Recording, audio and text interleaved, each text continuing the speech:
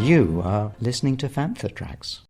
You're tuned in to Fantha Tracks Radio. This is the Fantha from Down Under. G'day, mate. How you going? Star Wars news in a single file. Coming to you live from Quinlan's Cantina in the Gold Coast of Australia. This is your slice of Australian Star Wars news. Hosted by the Malt himself, Adam O'Brien. Alrighty, mate. Let's get into it. G'day, folks. How you doing? This here is the Fantha from Down Under, brought to you by, of course, Fantha Tracks, where all your Star Wars news in a single file. And, of course, here on Fantha from Down Under on Fantha Tracks Radio, I have with me one of Chicago's finest, one of the greatest Star Wars fans out there, a filmmaker, and somebody who just happens to love the greatest Star Wars film since Empire Strikes Back. Rogue One is the one, the only Cris Macht. Mate, how are you? Hey, thanks for having me on the show, and man, you are in the spot that I want to be, Australia. I love that place. Oh, we love it too. I love Chicago too, man. The history in that city alone, the music, the characters, everything, and of course the great podcasters and filmmakers, mate. What a place. Yeah, it is a magical place. I would say that Chicago, New York. It's funny. I love New York. I'm one of the few Chicagoans that loves New York more than my own city. But I'm so happy that you appreciate my city as much as I do.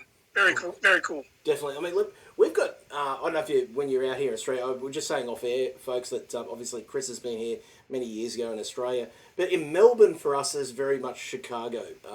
Melbourne is a place down in Victoria, which is just filled with music, very multicultural, different ethnicities, bringing their culture together, but also the food, the climate, and the music. That's what I feel like. Yeah, I got to check Melbourne out. I did not make it there. When I go back, which will hopefully be in a couple years, I'll definitely check that out for sure. Definitely. Now, folks, of course, obviously, apart from being a Star Wars fan, Cris is also a filmmaker, and if you haven't seen his documentaries, he's just about to tell you about them. You can see them for free if you have Amazon Prime. You know, and it was funny because I've released so many DVDs. The Force Among Us, the first documentary I made, it's pretty much a Hallmark card of Star Wars fans. I sold out 1977 copies, and then we had to make a director's cut, and we sold, about 1,000 plus more. So I'm used to selling DVDs, which is more profitable than when Amazon pays independent filmmakers via streaming. So it's my gift to the fans now after all these years. If you have an Amazon Prime membership, you can check out my 2 Star Wars documentaries. I prefer my second one, The Force Within Us, just because it's my personal story, my personal journey in that one. And Ashley Eckstein was interviewed in that, and Jeremy Bullock, and we filmed in Northern California and Death Valley. It's a magical movie for sure. And then The Walkers Among Us, which focuses on the fandom of The Walking Dead. Which is great. I think it's real burgeoning fandom, you know. It's, again, that TV series came out, and at first I didn't know what to think, because, I mean, the zombies, there's been a lot of zombie stuff, let's face it, you know, there's been a lot. But Walking Dead, the characters really sucked you in. Yeah, I mean, it was different, you know. I mean, you could almost say that might have been the Rogue One of the zombie franchise. You know, you fell in love with the characters, you followed these characters, you know, you died with these characters. I was very, very fortunate to interview a lot of the cast and crew from The Walking Dead as well. And even though I was telling you, you know, I'm very, very passionate about Star Wars. I'm a fan of The Walking Dead, but the passion is on a different level between those two franchises. I was a little disappointed with the reception, I would say. Perception, not reception. Or reception, whatever. However I want to say that.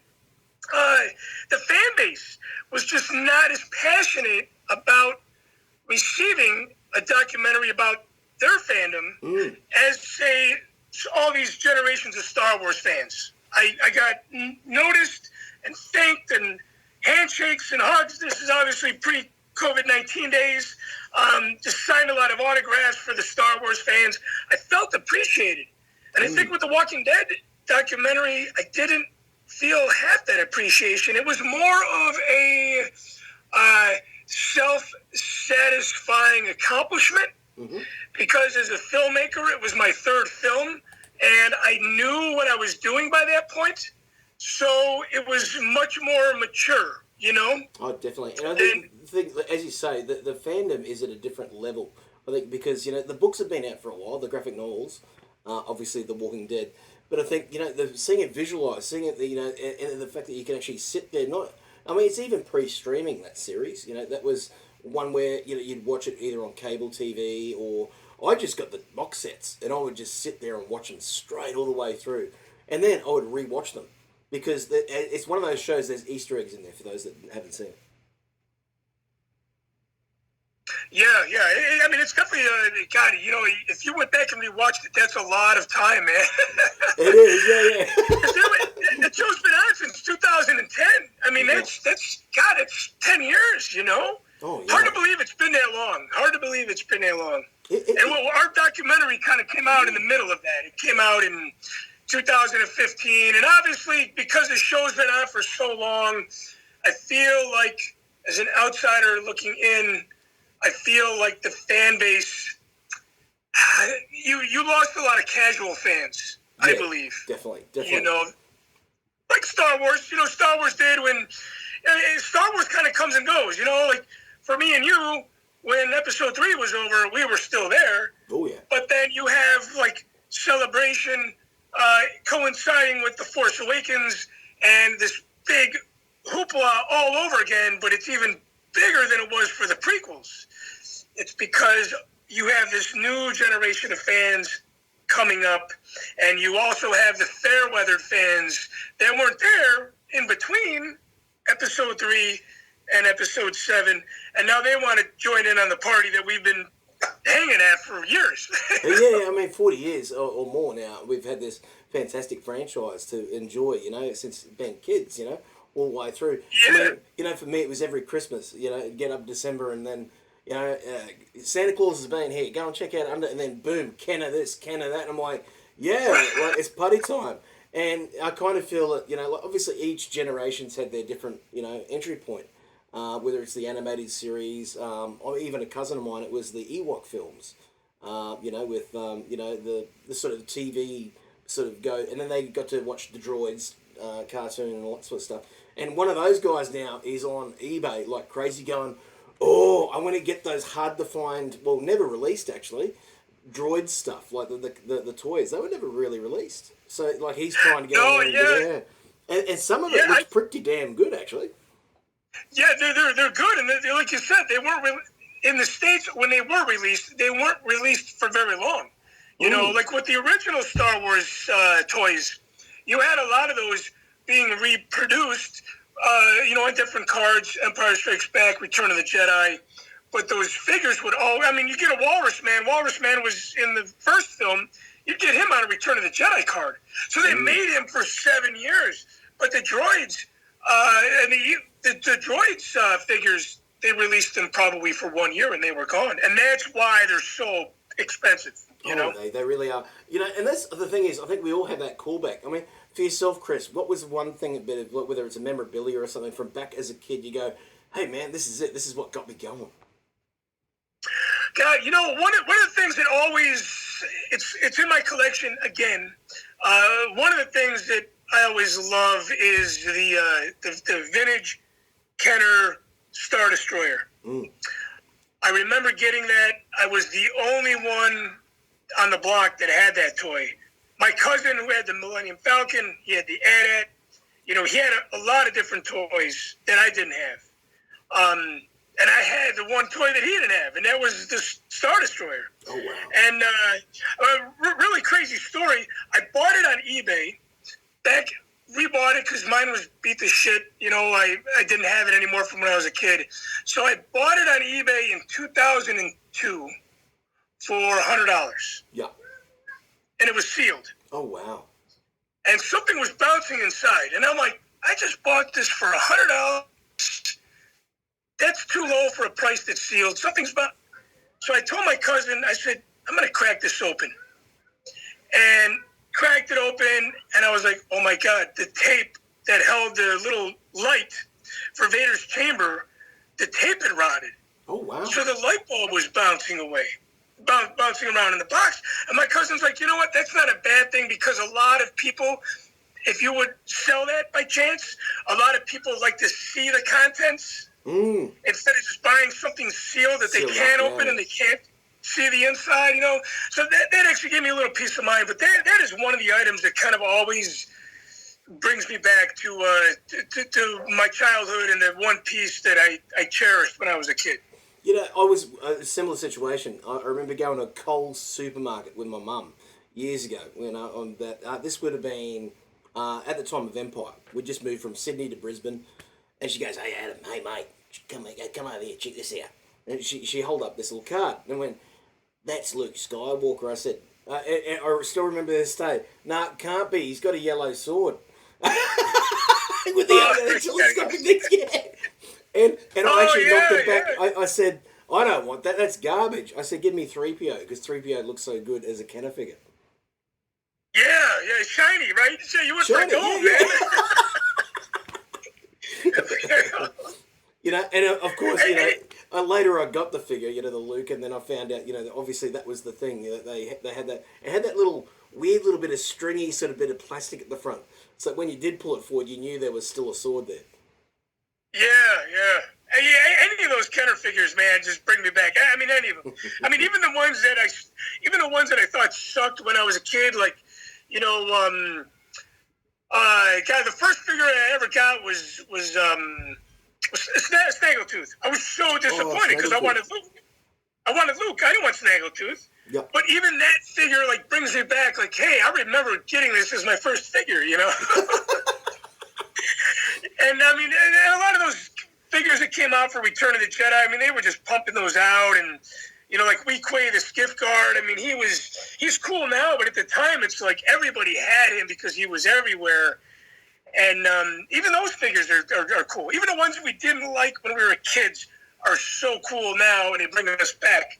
To that time. It's today, crazy. You know? It really does. You know, I never had the Falcon. That's one thing I never had. Now I've got about 7 of the bloody things, you know, because I never had it as a kid. But I always collected the snow speeders, the X-Wings, and the speeder bikes. So the speeder bike to me was the cool thing to have. That was the Harley frickin' Davidson of Star Wars. Yeah. Well, too, I mean, you know, the cool thing about the speeder bike was it had that button that busted it apart, and there was no Star Wars toy had that feature. You know, the Imperial Attack Base, right? You push the button and the walls cave in. But as far as a vehicle, and it was affordable too. I mean, speeder bike was, you know, even the poor kids could afford a speeder bike. There was something very cool about that, and you know, the Princess Leia in Boosh disguise, the helmet came off. Lando's helmet came off. Those were different toys because no Star Wars toys had those features before, you know? Yeah, they're really cool, and well ahead of the game. I mean, we didn't have it until probably that cartoon Mask that came out, MASK, with the little removable helmets. Yeah. And Mask was very cool. That was Kenner too, I think, if I remember right. I remember. That was Kenner, yeah. It was Kenner. I mean, Kenner had all the cool stuff back in the day, you know, like before Hasbro, I suppose, took over and did what they did. But it's interesting, like a lot of that stuff now I look back on, and I moved houses years ago from Brisbane to the Gold Coast, so we're the surfing capital of Australia. And when we went there, I went, I don't need those Ninja Turtles. I don't need all that Mask stuff. Look, just throw it out there. And then I look on eBay later on, I'm like, yeah, no, they're fun. I think the timing of those was, when you look back at it, Kenner came out with that stuff. The only other good figures that were out was Buck Rogers in the 25th century. Had that great series of stuff. I mean, Ralph McQuarrie gave us the old Viper that didn't make it as the ship. So you had these great starfighters and 8 points of articulation, not just 5 in the figures. Yeah, right. Well, speaking of articulation, I think, I really think G.I. Joe and He-Man kind of killed the Star Wars toys, because by the time He-Man, Star Wars was pretty much on the bed. Okay, as a 10-year-old boy, you either have a choice of the Droids cartoon or He-Man. He-Man. I mean, it was hard not to be in a He-Man at that point, you know? So I always kind of say that G.I. Joe and He-Man killed Star Wars. If Star Wars would have kept going, I think it would have kept up. But as soon as it quieted down, I think everybody just wanted something, the next thing at that point, you know? Oh, definitely. I mean, we all do. I think, you know, you look at that stuff and you think, you know, I go back to, say, the Batman franchise, for example. And say, you know, Tim Burton's, for me as a kid, was the epitome. And then Nolan comes out, making this great series in your hometown, by the way, in Chicago. You know, there's You know, and boom, I'm like, whoa, okay, that is Batman. And it's the same thing. Everything updates itself, I think, at the point where we go, well, that is cooler. You know, like, yeah, sure.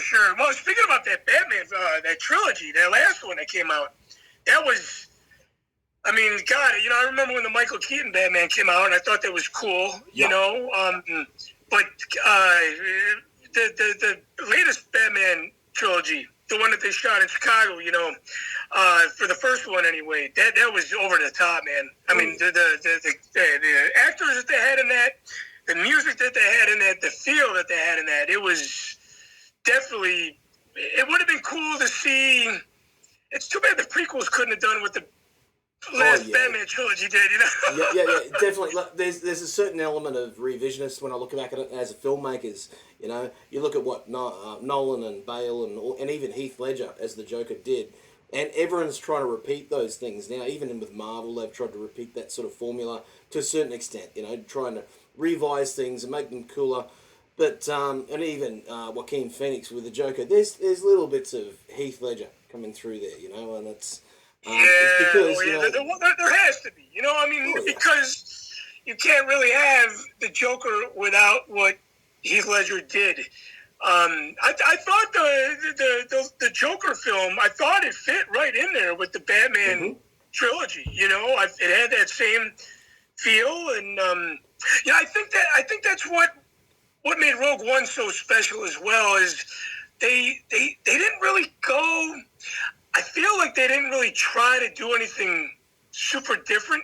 Yeah. They just did what George was doing back in the day. You know? Yeah, they channeled even George. Though it was different. Oh, yeah, definitely. I think there's a definite channeling of GL, you know, the aesthetic there, you know, it's there.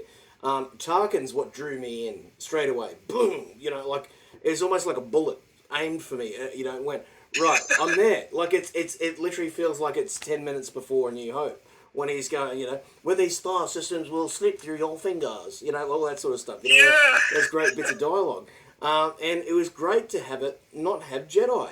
I hate to say it, as a role-playing game guy, I play a lot of, you know, the Edge of the Empire and stuff from Fantasy Flight games.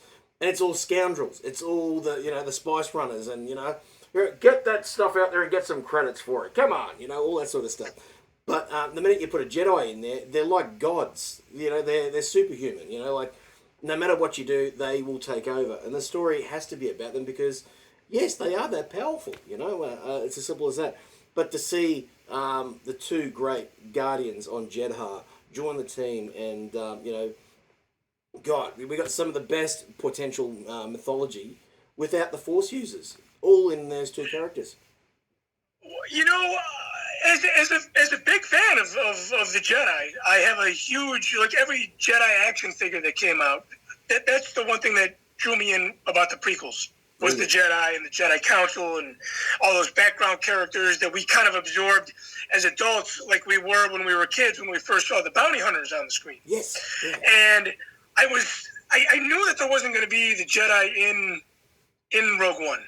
But when we got the taste of the last possibly remaining Jedi or Force users, or at this point, Force believers, right? Yeah. With Baze and Chirrut, that was enough mystical goodness, you know, to be like, wow, he actually believes in the Force, even though he doesn't know the Force. Because all the Jedis were, you know, we saw them die in one of the saddest Star Wars cinematic scenes in Revenge of the Sith. Oh, yeah. I mean, even to this day, I get a little teary-eyed at that part.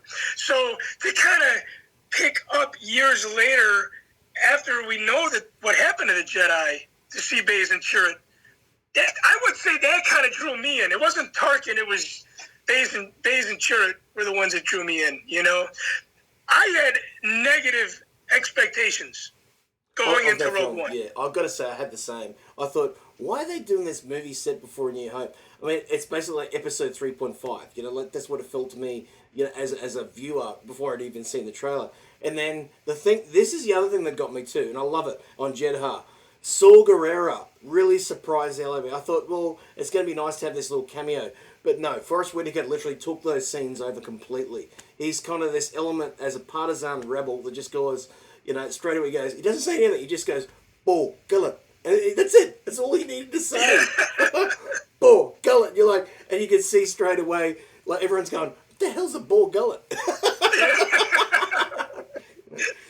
Yeah. You know, it's the chemistry between those actors. Oh. I mean, you know, I would say that because there were more actors in Rogue One than there was with Carrie, Mark, you know, and Harrison. Yeah. I would say that the chemistry in Rogue One was just off the radar. It was off the charts.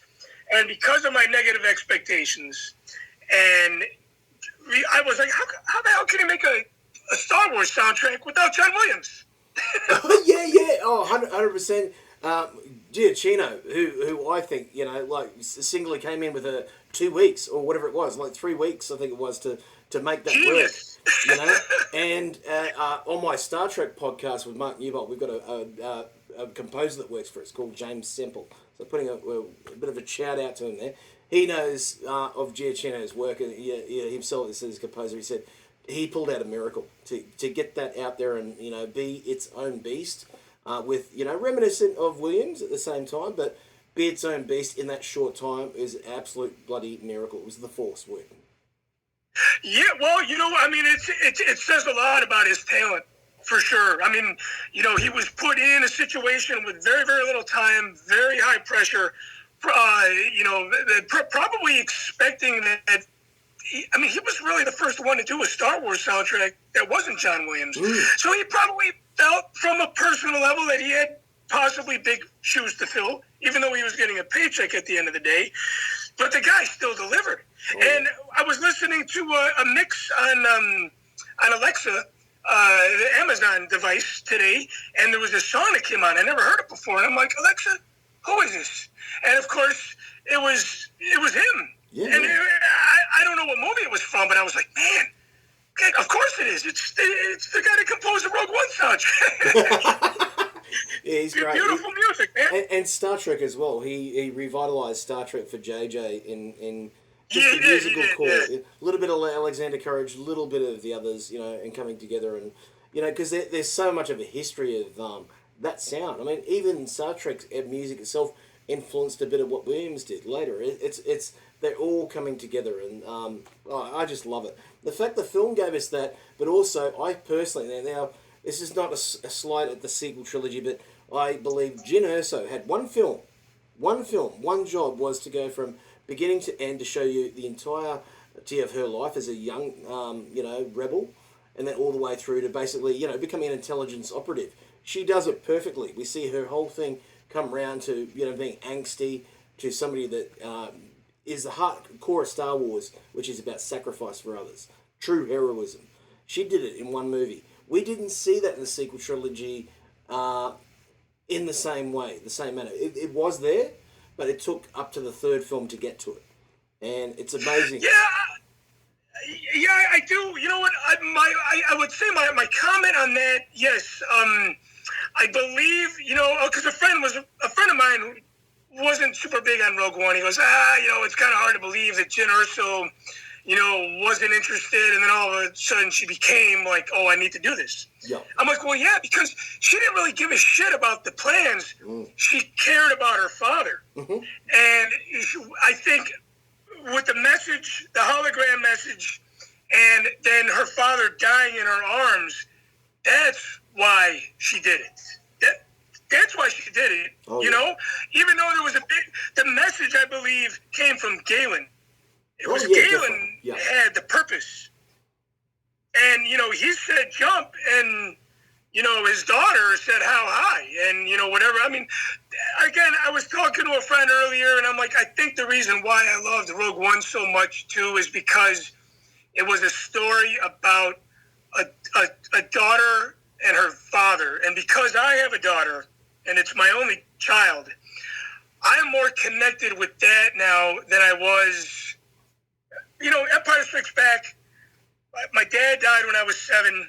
I felt like I was on this Luke Skywalker journey trying to find out why he passed away. I found out, years later, and I was Luke Skywalker at that time. Mm-hmm. But I feel like that part of my life has come to closure, and now I'm on a new chapter of my life, and that is why I think Rogue One is my favorite movie instead of Empire Strikes Back now, because I can connect with it now more than I could Empire Strikes Back. Years ago, Empire Strikes Back was the best Star Wars movie, but I don't know, there were so many things about Rogue One that resonate with me today, that are relevant, Oh, yeah, definitely. That film in particular. I don't know if that makes sense. No, it does. Look, I think the other thing that really got me was Cassian Andor, who I resonated with because I had a similar situation. My dad died from cancer very, very young in my age. He was would have been only 49 when he passed, and I was only about 20, 21, whatever it was. So I head of the family now after that. And one of the things that I take from his thing is that he lost his family. He had to join the rebellion. I've been in this fight since I was 6 years old, he says, straight away. Everyone's lost somebody, he says. And a lot of that is sacrifice, but moving beyond the grief of it, beyond. And it's one of the things I think I had to do because I had to leave the family at the time. And I think we all have to. We have to step up. And that's what resonated me about that story. But for me, a similar situation. For me, it was the father and son story of Empire that really grasped me, got you a hold of me. Yeah. And it wasn't until years later, Phantom Menace actually did it for me, where I felt I was a follower and not a leader of a family, where, it was like Obi-Wan. Go, hey, Qui-Gon says I do. Qui-Gon says I do. And then it's not until episode 3 it shows you, no, he had some thoughts about that. He said, look, there's a certain rebellious streak that they have, that Qui-Gon has, but I'm going to be smart about it. I'm going to play, the doctrine of the Jedi to a certain extent, but I'm going to think for myself. And that's that middle ground that I found, and that was Obi-Wan from episode 3. Hey man, it's me, Kevin Smith, Star Wars fan, Fantha Tracks fan. Yeah, again, it's the character relation, right? Yes, 100%, definitely. I mean, I always thought that one of my favorite characters from the prequels was Qui-Gon. And especially at the time, that time of my life in, the early 2000s, I was involved in religion, and I was very different than the people that I was affiliating myself with. And I always thought that Qui-Gon was a pure example of believing in something, but not necessarily doing it the way that everybody else wants to do it. Yeah. And I really thought Qui-Gon's character was just so cool because he had this spiritual side to him, but he was very rebellious too. He's like, just because you guys do this thing a certain way, it doesn't mean I'm a non-believer. You know what I mean? Oh, definitely. So yeah, character relation in Star Wars, I think, is definitely the thing that draws us in more and makes us fall in love with those films even more. That's right. I kind of feel like Gio, even back as far as, 94, 95, when he was starting to cast Phantom Menace. And obviously, Liam was the last one on their list. He wasn't the one that they went for straight away, because it's kind of left field. They were looking at American and Scottish actors, and even Russell Crowe's name was thrown up there for one of those characters, whether it be Obi-Wan or Qui-Gon. Because at one stage, I think Qui-Gon was the younger on that. But one name that keeps coming up is Sean Connery. And I kind of think Sean Connery as Qui-Gon would be almost too much, I think. Yes, of course. Right. Yeah, Sean Connery would be a little bit too much, I think. I don't know, man. I thought that casting for I think all that casting for all the Star Wars movies was great. I mean, mm-hmm. I think Jimmy Smits and Ewan McGregor and Sam Jackson and Liam Neeson and Ian McDermott. That is why the prequels cannot suck, because those guys were brilliant in their delivery, So brilliant. I think, with the sequels, I even those actors were good, but they weren't on the caliber of those actors that I just mentioned. No, no. The only one that is for me is Driver. Like Driver, he didn't associate himself with other actors. He just, I am Kylo Ren. That's it. He just went straight away into it. And like even in the scenes, the best scene for me in all of the sequel trilogy is when that poor little officer walks into the room and goes, "I'm sorry, but the rebels escaped." And he just starts trashing the place with his saber. Going nuts. Yeah. And I'm like, that's a dude that's into his role. Like, he's just getting right in there and going for it.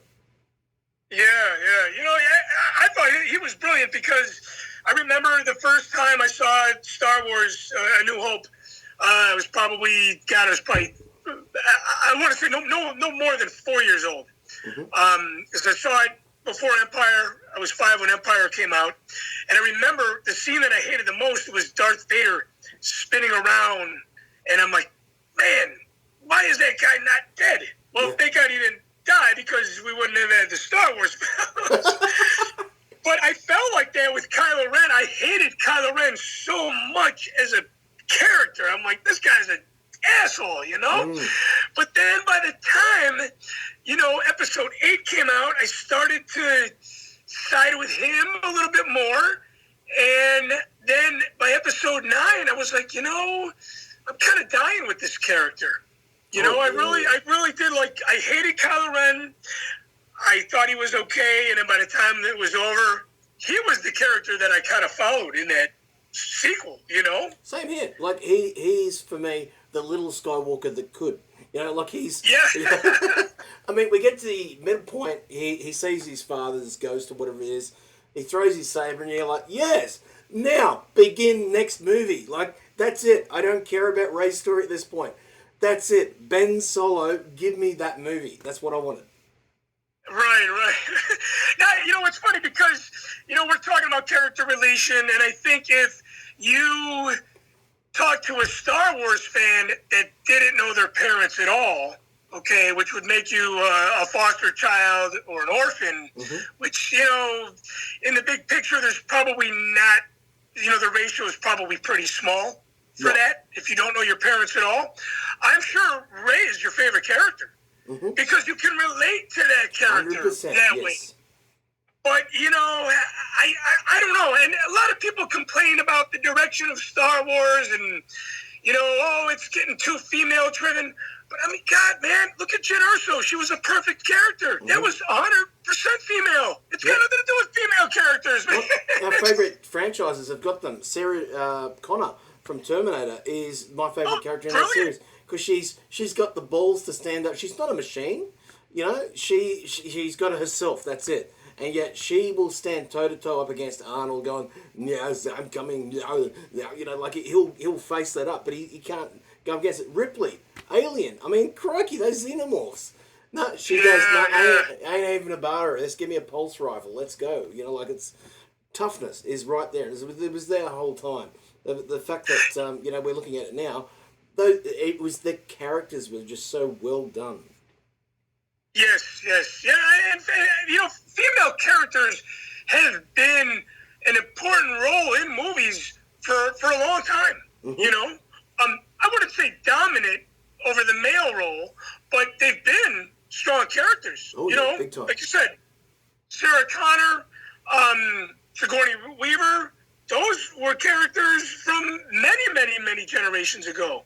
I don't know. I don't know what it was, man. But Rogue One is my favorite Star Wars. Yeah, it's great. I mean, we're even to the point of you got the big daddy of franchises about to launch. And if you follow my feed, folks, you'll know that I'm a Dune nut. So Denis Villeneuve has got Dune launching in December. The pics look fantastic. I've even put some 3D ones up there for you guys to check out on my main page. So it looks the goods, and you've even got Poe Dameron playing Duke Leto. Like it's a massive role, big part. He's basically the Qui-Gon Jinn of Dune. Like it's massive. But that big daddy of films is going to come out, and I think it's going to be the adult Star Wars some older fans have been waiting for.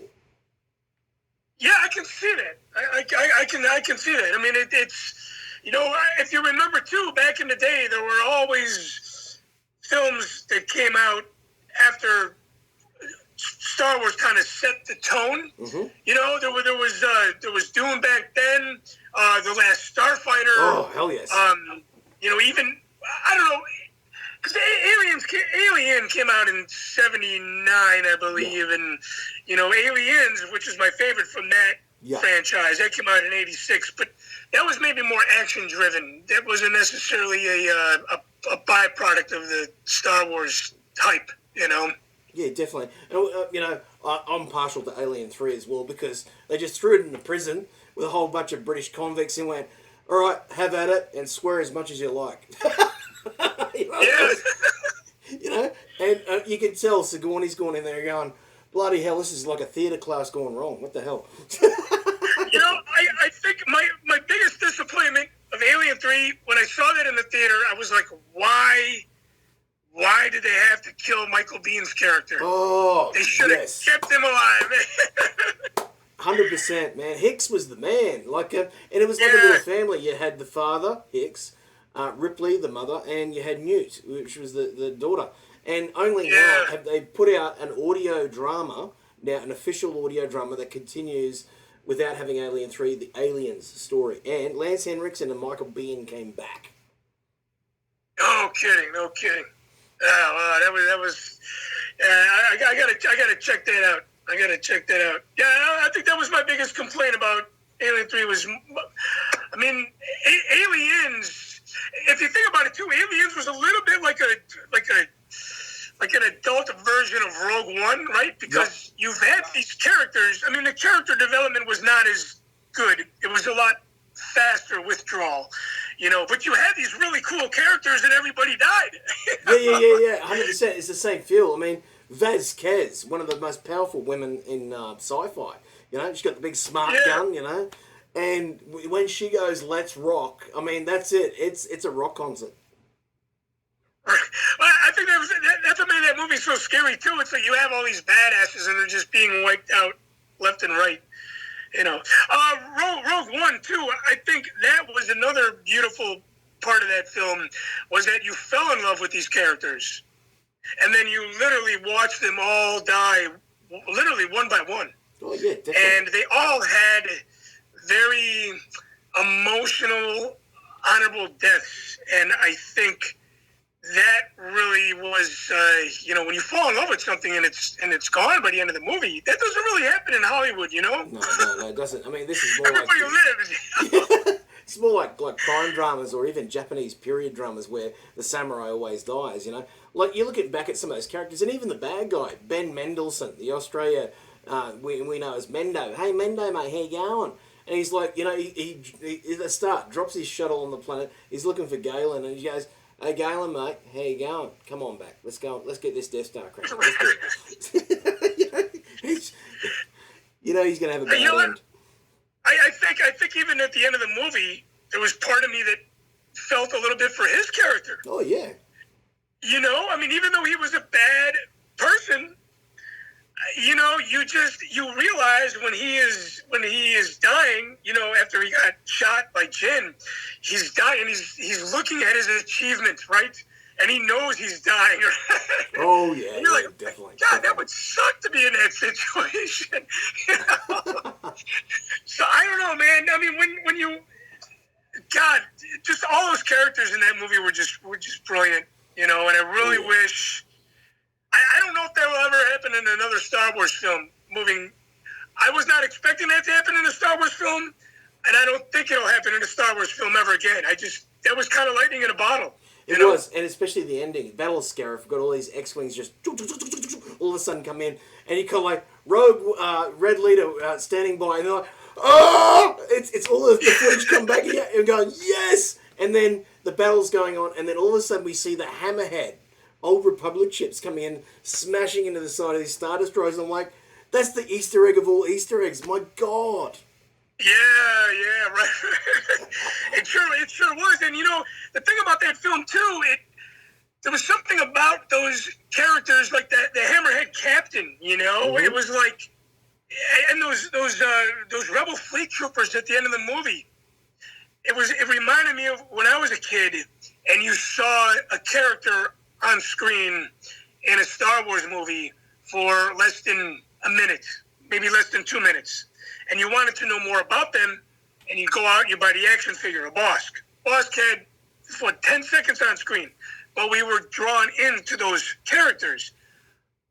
All those Rogue One characters that were in the film for less than a minute, I felt like a child again. I'm like, who is that guy? Where did he come from? What's his name? What does he do? And then, IMDb, what's that actor's name? What else has he been in? I got to see all his other movies.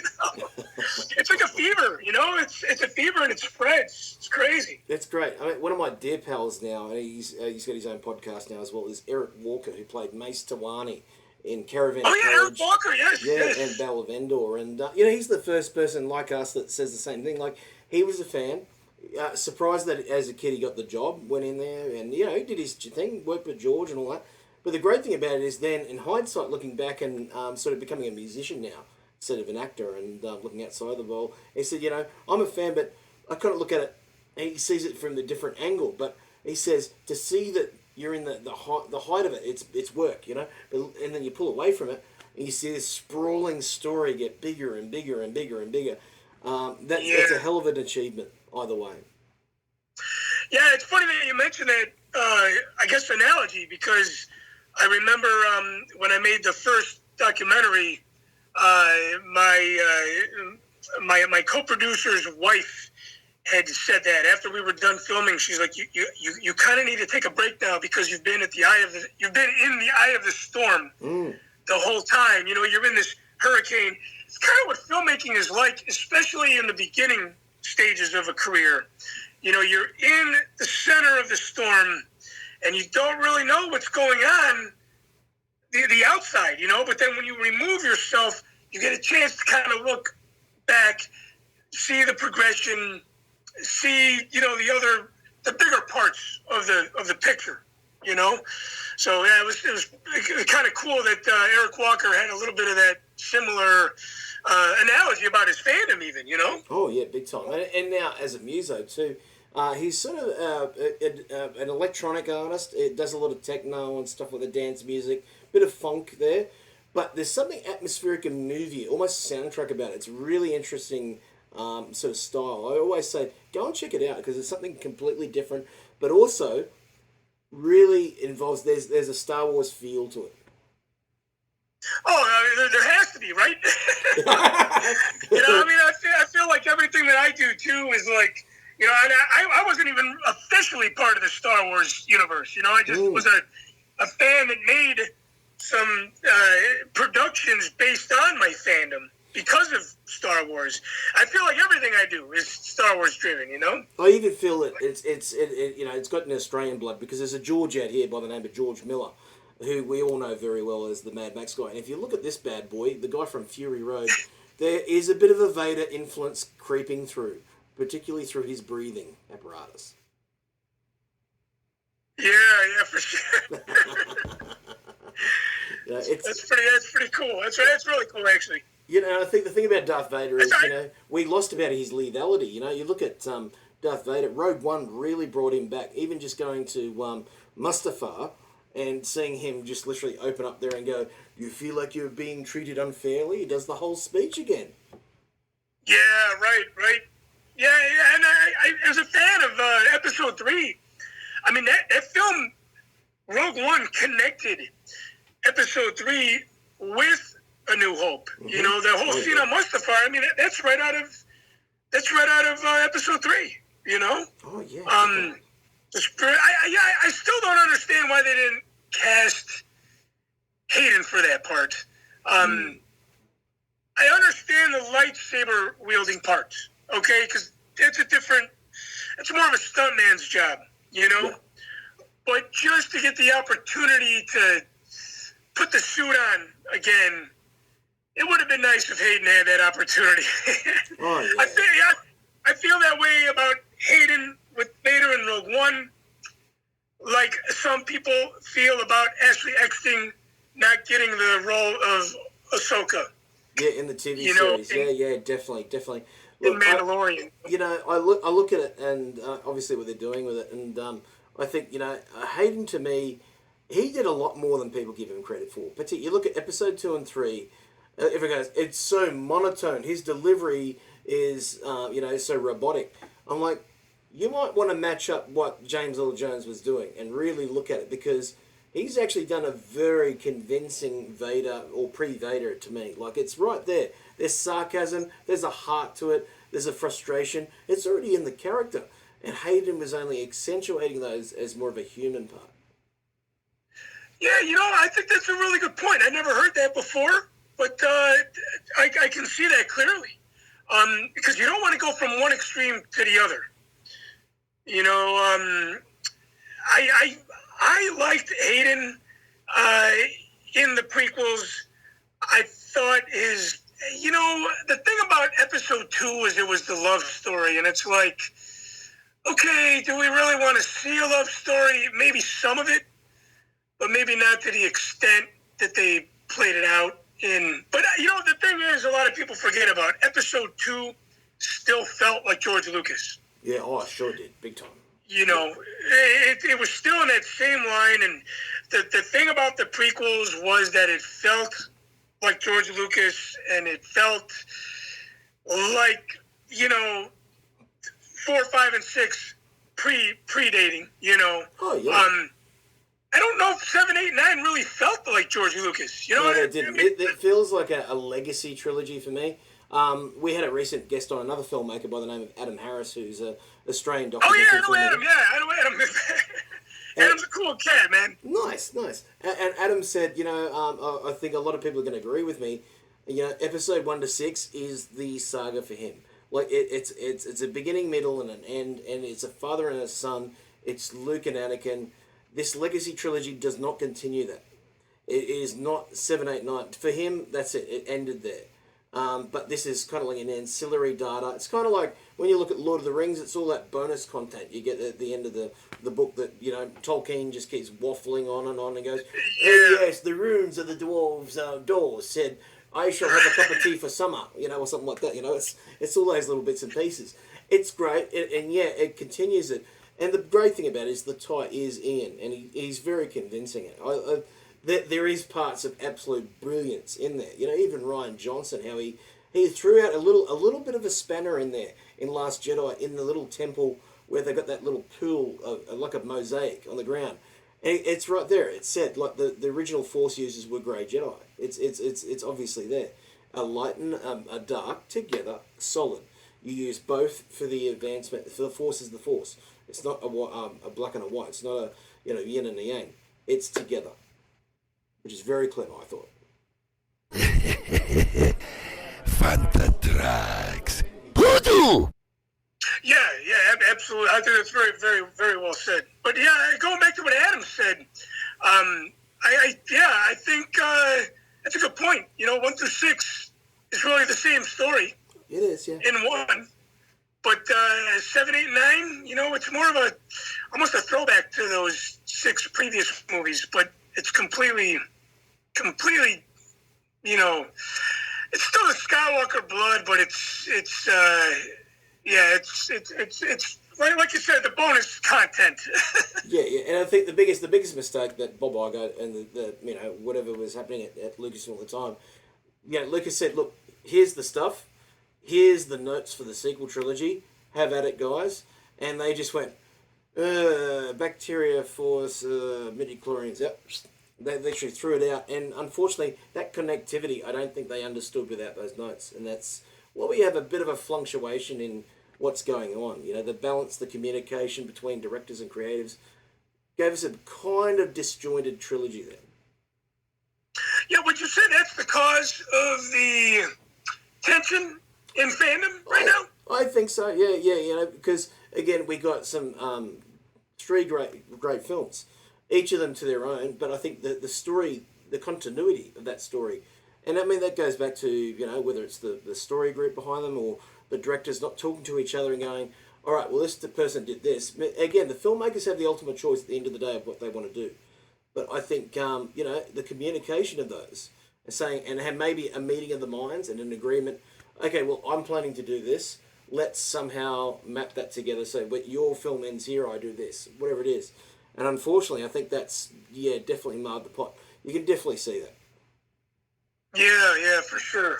Yeah, I don't even remember the fan community being this divided when the prequels came out. Yeah, they were pretty harsh on the prequels, but not like this. You know what? I don't. You know the thing about it, they were harsh on the prequels, but we didn't have the social media. Yeah, 100%. They didn't have the voice. Yeah, you know, the only time they would be harsh is if you were at the bar having a pint, or if you had some friends over, you know, or if you were, going even to the celebrations, you know, if you were at celebration 1, 2, or 3, I never heard anybody bash the prequels at those things, man. You know, so it was more like, you know, kind of bad mouthing the prequels in the garage or at the bar. Now it's like social media is definitely the ultimate weapon that everybody uses and hides behind. So it's a different time, you know, as well in fandom, I believe, you know? Oh, definitely. And I think at the end of the day, it also brings out more critics of each thing that goes out there. And I think the only thing that is surviving right now is Kevin Feige's big Marvel franchise. But even that is now going to, you know, it's come to such a high level that people's expectation is going to be the thing that brings it down. Yeah, absolutely. I've heard the Marvel fans have kind of been upset, you know, and I'm not a hardcore Marvel or DC person. I don't prefer one over the other. I enjoy them for the novelty, I guess. You know, like the throwback. It's like, I grew up on Superman. I watched the new Superman movie. You know, or I remember getting an Iron Man action figure in 1985. Yeah, let's check out the new Iron Man movie. You know, it's more of a retro thing for me. You know. Yeah, without a doubt. Like, you know, I got yelled at a little while ago because I said the second G.I. Joe movie that came out was a better film than one of the Avengers movies because it's just fun. Like, it's cheap. Bit of fun, you know, and The Rock's in it, you know, and they were having fun. Like, at the end of the day, the Avengers got so much going on, and they did do the right thing. They kept that sort of continuity and story fluid throughout. So if you watched one, you needed to watch the one before it, and I think that's the only thing that takes you out of it because you've got to keep up on all of it. Well, I think there's the characters too in like the Avenger movies or any superhero movie where you have multiple superheroes with big backstories. You know, that's the thing. G.I. Joe didn't have that. Yeah, it was fun. It was easy to follow. You didn't have to watch 9 other movies to get it. You know. Definitely. And we got characters like director Taika Waititi now doing Mandalorian, which is just great because he's such a character himself. You know, like, and he played a rock creature in Ragnarok. You know, there's this big guy comes up to Chris Hemsworth. He goes, "I wish I had my hammer." And he goes, "You had the hammer?" Yeah, I used to ride my hammer. "You rode your hammer, bro?" Like, all these great lines. It's just brilliant. I think the thing I like about The Mandalorian too, one of the many things, is that it's fun. You know, it's a fun, easy thing to follow. You know, and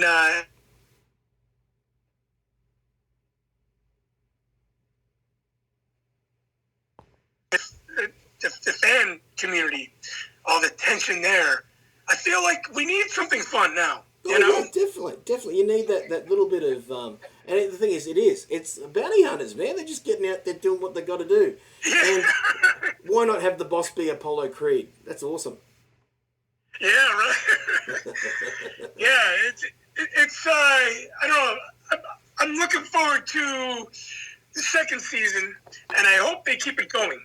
I think that would be my biggest disappointment. You know, a lot of people are like, "Oh, I don't want another disappointment in Star Wars." I would be disappointed if they didn't do the Cassian series, and I would be disappointed if they canceled the Mandalorian series. Because I think that enough.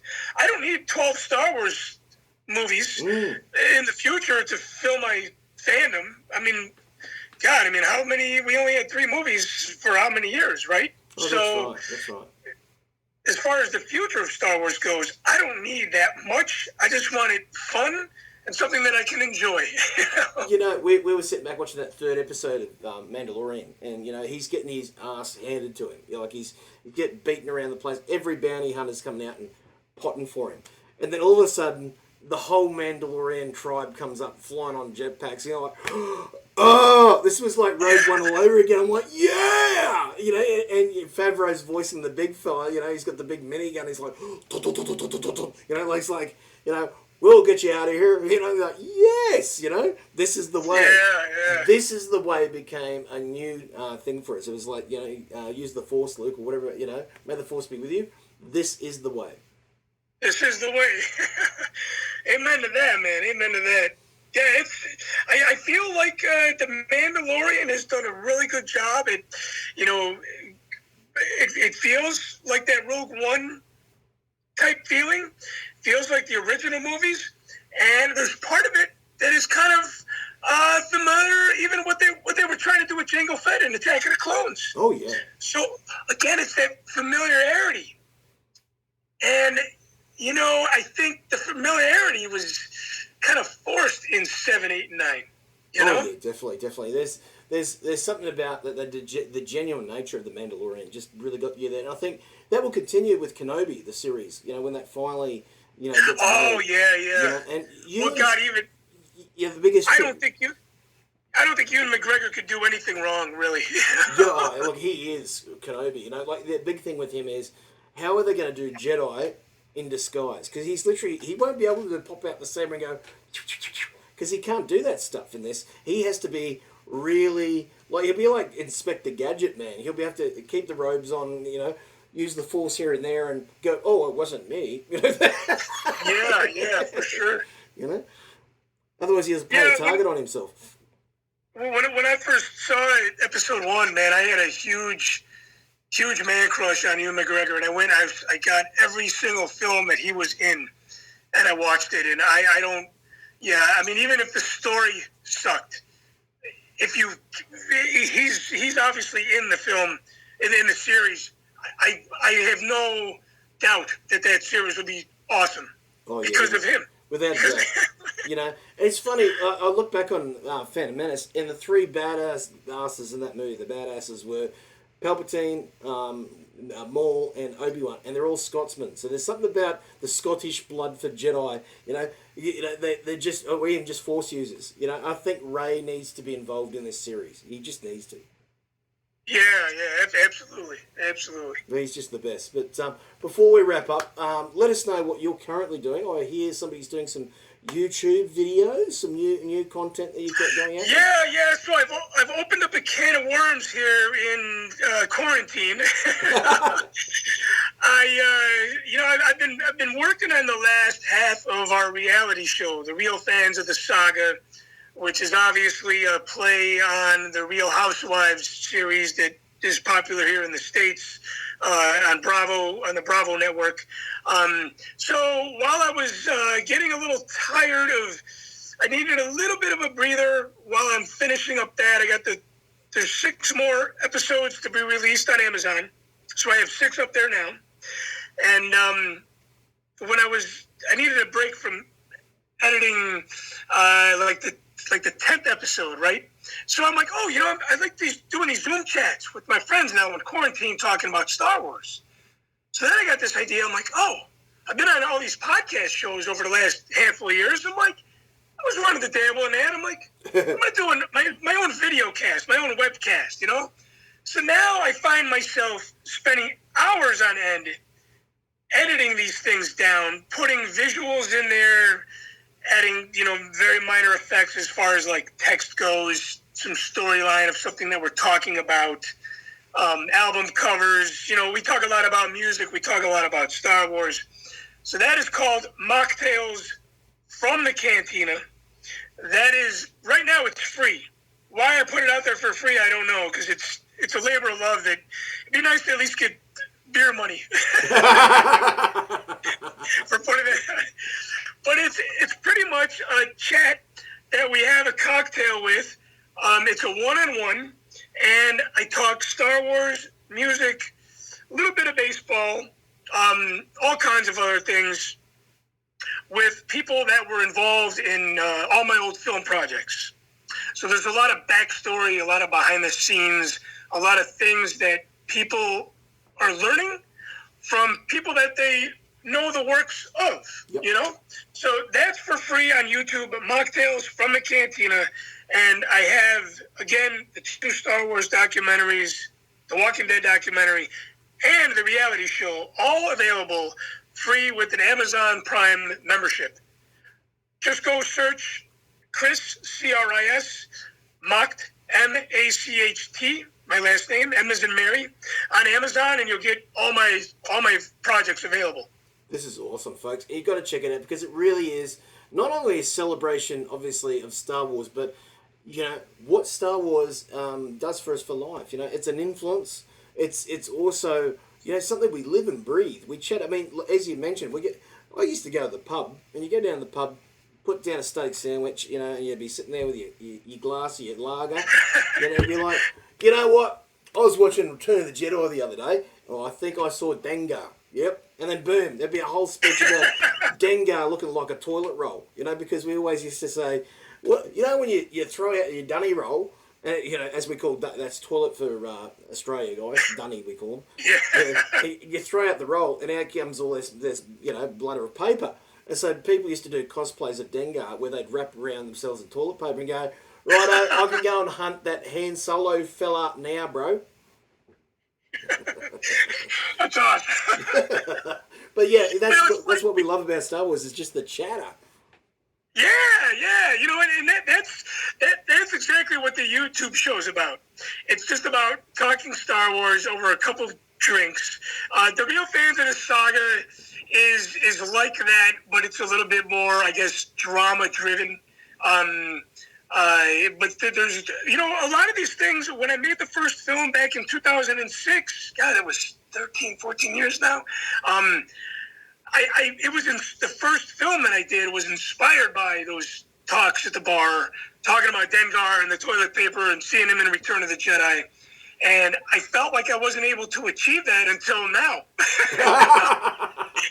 So it took many, many years and trials and tribulations to get to this point. But at the end of the day, folks, it's just all about Star Wars fandom and having fun and sharing it with other people, you know? Oh, it really is. And I want to thank Cris for being on tonight and just celebrating Star Wars, chatting about, of course, what we love about it. And, folks, if you haven't seen Rogue One, bloody hell, get off the channel straight away, jump in to your lounge, your sofa, click on Rogue One, and just crank up the volume to the maximum and just enjoy it.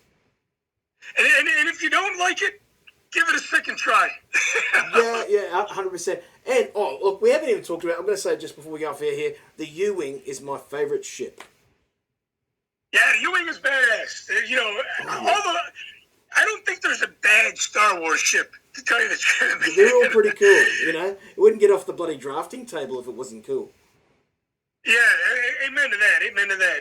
Definitely. Well, I want to thank Cris for being on the show tonight, and mate, you're welcome back anytime here in the Fantha from Down Under. Shoot the breeze. Hey, cheers, and thanks for having me, man. I know you've been trying to get me on the show now for a couple months, so I'm glad we're able to pull it off. Awesome. So, be safe and stay healthy. Will do, and may the Force be with you, my brother. Morgen die Macht mit dir sein.